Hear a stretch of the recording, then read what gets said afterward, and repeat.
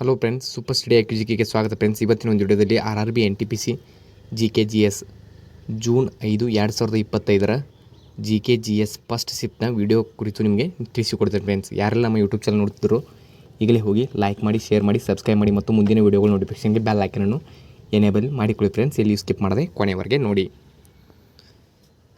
ಪ್ರಶ್ನೆ 1. 2025 ಹವಾಮಾನ ಬದಲಾವಣೆ ಕಾರ್ಯಕ್ಷಮತೆ ಸೂಚ್ಯಂಕ CCPIನಲ್ಲಿ ಎಷ್ಟು ದೇಶಗಳನ್ನು ನಿರ್ಣಯಿಸಲಾಗಿದೆ?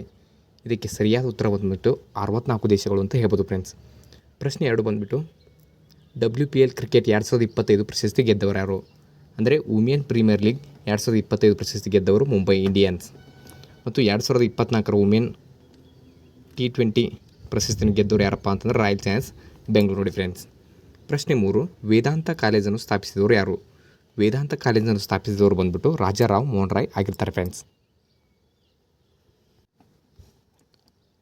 ಪ್ರಶ್ನೆ 4. HTTPನ ಪೂರ್ಣ ರೂಪವೇನು? HTTP ಬಂದುಬಿಟ್ಟು ಇದು ಹೈಪರ್ ಟೆಕ್ಸ್ಟ್ ಟ್ರಾನ್ಸ್ಫರ್ ಪ್ರೋಟೋಕಾಲ್ ಅಂತ ಹೇಳ್ಬೋದು ಫ್ರೆಂಡ್ಸ್. ಅದೇ ರೀತಿಯಾಗಿ ಪ್ರಶ್ನೆ 5. ಸಬರಮತಿ ನದಿ ಯಾವ ರಾಜ್ಯದಲ್ಲಿ ಹುಟ್ಟುತ್ತದೆ?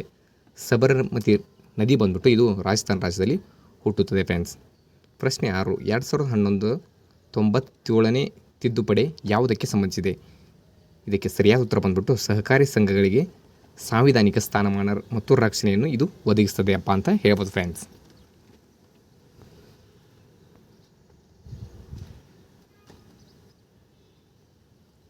ಪ್ರಶ್ನೆ 7.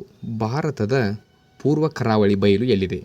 ಇದಕ್ಕೆ ಸರಿಯಾದ ಉತ್ತರ ಬಂದುಬಿಟ್ಟು ಪೂರ್ವಘಟ್ಟಗಳು ಮತ್ತು ಬಂಗಾಳ ಕೊಲ್ಲಿಯ ನಡುವೆ ಇದು ಕಂಡುಬರುತ್ತದೆ ಫ್ರೆಂಡ್ಸ್, ಪೂರ್ವ ಕರಾವಳಿ. ಪ್ರಶ್ನೆ 8.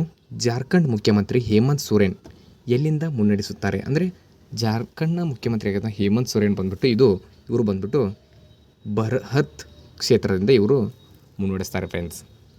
ಪ್ರಶ್ನೆ 9. ತಖ್ತ್ AC-14 ಯಾವ ದೇಶದಲ್ಲಿದೆ? ಇದು ಬಂದುಬಿಟ್ಟು ಪಾಕಿಸ್ತಾನ ದೇಶದಲ್ಲಿ ಕಂಡುಬರುತ್ತೆ ಫ್ರೆಂಡ್ಸ್.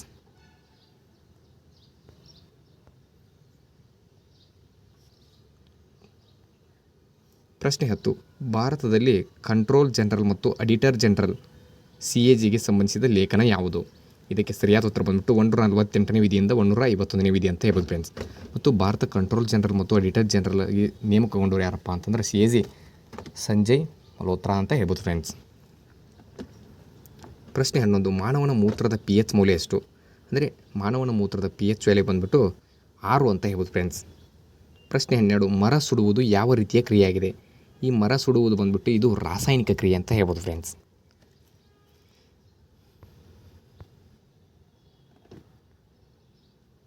ಪ್ರಶ್ನೆ 13.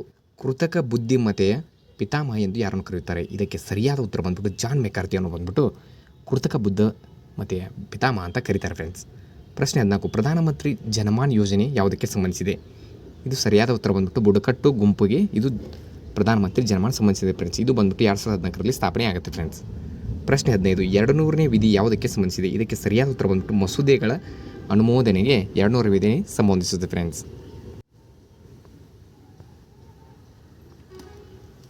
ಪ್ರಶ್ನೆ 16. 2024 ವಿಶ್ವ ಚೆಸ್ ಚಾಂಪಿಯನ್ಶಿಪ್ ಎಲ್ಲಿ ನಡೆಯಿತು? ಇದಕ್ಕೆ ಸರಿಯಾದ ಉತ್ತರ ಬಂದುಬಿಟ್ಟು ಸಿಂಗಾಪುರ್ನಲ್ಲಿ ನಡೆಯುತ್ತೆ ಫ್ರೆಂಡ್ಸ್. 2024 ವಿಶ್ವಕಪ್ ಚೆಸ್ ಚಾಂಪಿಯನ್ಶಿಪ್ ಬಂದುಬಿಟ್ಟು ಇದನ್ನು ಗುಕೇಶ್ ಅವರು ಗೆಲ್ತಾರೆ ಫ್ರೆಂಡ್ಸ್. ಪ್ರಶ್ನೆ 17. ಜವಾರ ನೃತ್ಯವು ಯಾವ ರಾಜ್ಯಕ್ಕೆ ಸಂಬಂಧಿಸಿದೆ? ಜವಾರ ನೃತ್ಯ ಬಂದುಬಿಟ್ಟು ಇದು ಮಧ್ಯಪ್ರದೇಶ ರಾಜ್ಯಕ್ಕೆ ಸಂಬಂಧಿಸಿರುತ್ತೆ ಫ್ರೆಂಡ್ಸ್. ಪ್ರಶ್ನೆ 18. ಅಸ್ಸಾಂನ ರಾಜ್ಯಪಾಲರು ಯಾರು? ಅಸ್ಸಾಂನ ರಾಜ್ಯಪಾಲರು ಬಂದುಬಿಟ್ಟು ಲಕ್ಷ್ಮಣ ಆಚಾರ್ಯ ಅಂತ ಹೇಳ್ಬೋದು ಫ್ರೆಂಡ್ಸ್. ಪ್ರಶ್ನೆ 19. ಇಸ್ರೋದ ಸ್ಥಾಪನೆಯಾಗಿದ್ದು ಯಾವಾಗ? ಇಸ್ರೋ ಸ್ಥಾಪನೆ ಬಂದುಬಿಟ್ಟು 15 ಆಗಸ್ಟ್ 1969 ಅಂತ ಹೇಳ್ಬೋದು ಫ್ರೆಂಡ್ಸ್. ಅದೇ ರೀತಿಯಾಗಿ ಪ್ರಶ್ನೆ 20. ಪೈಕಾದಂಗೆ ಎಲ್ಲಿ ನಡೆಯುತ್ತದೆ?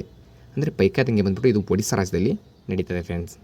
ಪ್ರಶ್ನೆ 21. 1920ರಲ್ಲಿ ಮಹಾತ್ಮ ಗಾಂಧಿಯವರ ನೇತೃತ್ವದಲ್ಲಿ ಯಾವ ಚಳವಳಿಯನ್ನು ನಡೆಯಿತು? ಇದಕ್ಕೆ ಸರಿಯಾದ ಉತ್ತರ ಬಂದುಬಿಟ್ಟು ಅಸಹಕಾರ ಚಳವಳಿ ಅಂತ ಹೇಳ್ಬೋದು ಫ್ರೆಂಡ್ಸ್.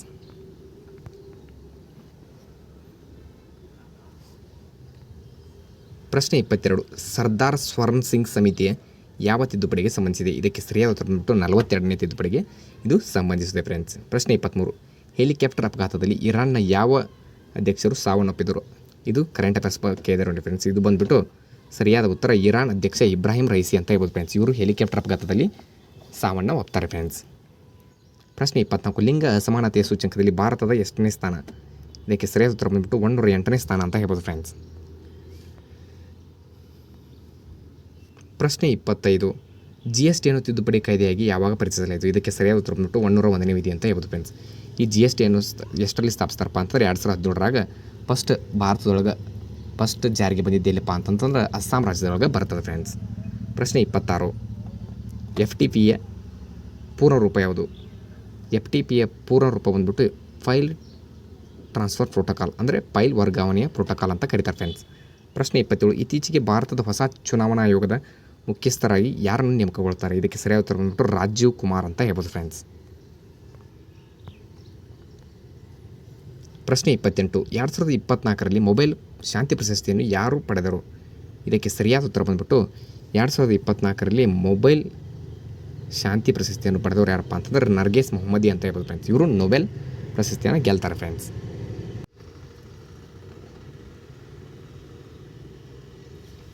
ಅದೇ ರೀತಿಯಾಗಿ ಪ್ರಶ್ನೆ 29, ಪೂರ್ವ ಕರಾವಳಿಯು ಯಾವ ರಾಜ್ಯದೊಂದಿಗೆ ಸಂಪರ್ಕ ಹೊಂದಿದೆ? ಇದಕ್ಕೆ ಸರಿಯಾದ ಉತ್ತರ ಬಂದ್ಬಿಟ್ಟು ತಮಿಳುನಾಡು ಮತ್ತು ಪಶ್ಚಿಮ ಬಂಗಾಳ ಅಂತ ಹೇಳ್ಬೋದು ಫ್ರೆಂಡ್ಸ್.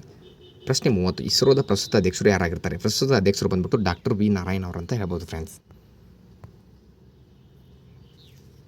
ಪ್ರಶ್ನೆ 31, ಇತ್ತೀಚೆಗೆ ಯಾವ ದೇಶವು ಚೀನಾದ ಬೆಲ್ಟ್ ಆ್ಯಂಡ್ ರೋಡ್ ಇನಿಷಿಯೇಟಿವ್ ಅಂದರೆ BRIನಿಂದ ಹಿಂದೆ ಸರಿಯಲ್ಪಡಲು ನಿರ್ಧರಿಸಿದೆ? ಇದಕ್ಕೆ ಸರಿಯಾದ ಉತ್ತರ ಬಂದ್ಬಿಟ್ಟು ಫೆಬ್ರವರಿ 25ರಂದು ಪನಾಮಾ ಚೀನಾದ ಬೆಲ್ಟ್ ಆ್ಯಂಡ್ ರೋಡ್ ಇನಿಷಿಯೇಟಿವ್ ಇಂದ ಹಿಂದೆ ಸರಿಯಲು ಅನುಮತಿ ಪಡೆದುಕೊಂಡಿದೆ ಫ್ರೆಂಡ್ಸ್. ಪ್ರಶ್ನೆ 32, ಭಾರತದಲ್ಲಿ ಅಂತರ್ಜಾತಿ ವಿವಾಹಕ್ಕೆ ಕಾನೂನುಬದ್ಧ ಅನುಮತಿ ನೀಡಿದವರು ಯಾರು? ಇದಕ್ಕೆ ಸರಿಯಾದ ಉತ್ತರ ಬಂದ್ಬಿಟ್ಟು ಪಂಡಿತ್ ರಮಾಬಾಯಿ ಮತ್ತು ರಾಜಾ ರಾಮ್ ಮೋಹನ್ ರಾಯ್ ಅಂತ ಹೇಳ್ಬೋದು ಫ್ರೆಂಡ್ಸ್. ಪ್ರಶ್ನೆ 33, ವರ್ಚುವಲ್ ಮೆಮೊರಿಯ ಪ್ರಾಥಮಿಕ ಉದ್ದೇಶವೇನು? ಇದಕ್ಕೆ ಸರಿಯಾದ ಉತ್ತರ ಬಂದ್ಬಿಟ್ಟು ಲಭ್ಯವಿರುವುದಕ್ಕಿಂತ ಹೆಚ್ಚಿನ ಮೆಮೊರಿಯ ಬಳಕೆಯನ್ನು ಸಕ್ರಿಯಗೊಳಿಸುವುದಕ್ಕೆ ವರ್ಚುವಲ್ ಮೆಮೊರಿಯ ಪ್ರಾಥಮಿಕ ಉದ್ದೇಶ ಇದಾಗಿರುತ್ತೆ ಫ್ರೆಂಡ್ಸ್. ಪ್ರಶ್ನೆ 34, ದಕ್ಷಿಣ ಭಾರತದ ದೇವಾಲಯಗಳಲ್ಲಿ ಕಂಡುಬರುವ ಸಿದ್ಧಿಯಂತಹ ಆಕೃತಿ ಅಥವಾ ಅಲಂಕೃತ ಪ್ರದೇಶದ ಗೋಪುರವನ್ನು ಏನೆಂದು ಕರೆಯುತ್ತಾರೆ? ಇದಕ್ಕೆ ಸರಿಯಾದ ಉತ್ತರ ಬಂದ್ಬಿಟ್ಟು ವಿಮಾನ ಅಥವಾ ಕಲಶಂ ಅಂತ ಕರೀತಾರೆ ಫ್ರೆಂಡ್ಸ್. ಪ್ರಶ್ನೆ 35, ಪ್ರಾಚೀನ ಕಾಲದಲ್ಲಿ ಭುಕ್ತಿ ಪದದ ಅರ್ಥವೇನು? ಇದಕ್ಕೆ ಸರಿಯಾದ ಉತ್ತರ ಬಂದ್ಬಿಟ್ಟು ಗುಪ್ತ ಸಾಮ್ರಾಜ್ಯದಲ್ಲಿ ಭುಕ್ತಿ ಅಂದರೆ ರಾಜ್ಯ ಮತ್ತು ಅಥವಾ ಪ್ರಾಂತ್ಯ ಅಂತ ಕರೀತಾರೆ ಫ್ರೆಂಡ್ಸ್. ಪ್ರಶ್ನೆ 36, ಭಾರತದಲ್ಲಿ ನಿರುದ್ಯೋಗ ದರ ಎಷ್ಟಿದೆ? ಇದಕ್ಕೆ ಸರಿಯಾದ ಉತ್ತರ ಬಂದ್ಬಿಟ್ಟು 5.1 ಅಂತ ಹೇಳ್ಬೋದು ಫ್ರೆಂಡ್ಸ್.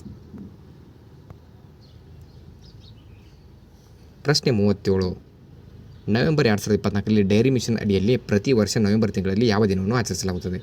ಇದಕ್ಕೆ ಸರಿಯಾದ ಉತ್ತರ ಬಂದ್ಬಿಟ್ಟು ನವೆಂಬರ್ 26 ರಾಷ್ಟ್ರೀಯ ಹಾಲು ದಿನವಂತ ಕರೀತಾರೆ ಫ್ರೆಂಡ್ಸ್. ಇನ್ನೂ ಹೆಚ್ಚಿನ ವಿಡಿಯೋಗಳಿಗೆ ಅಂದರೆ ಇದೇ ರೀತಿಯಾಗಿ ಈಗ ಜೂನ್ 5ರಿಂದ 23ನೇ ತಾರೀಕು NTPC ಎಕ್ಸಾಮ್ ಸ್ಟಾರ್ಟ್ ಇರುತ್ತೆ ಫ್ರೆಂಡ್ಸ್. ಪ್ರತಿ ದಿನದ 3 ಶಿಫ್ಟ್ ವಿಡಿಯೋನು ನಾನು ಹಾಕ್ತೀನಿ ಫ್ರೆಂಡ್ಸ್. ಆದ ಕಾರಣ ನಮ್ಮ ಯೂಟ್ಯೂಬ್ ಚಾನಲ್ನು ಡೈಲಿ ವಾಚ್ ಮಾಡಿ ಫ್ರೆಂಡ್ಸ್, ನಿಮಗೆ ಯೂಸ್ ಆಗ್ಬೋದು ಫ್ರೆಂಡ್ಸ್ ಎಕ್ಸಾಮ್ ಕ್ರ್ಯಾಕ್ ಮಾಡಲು.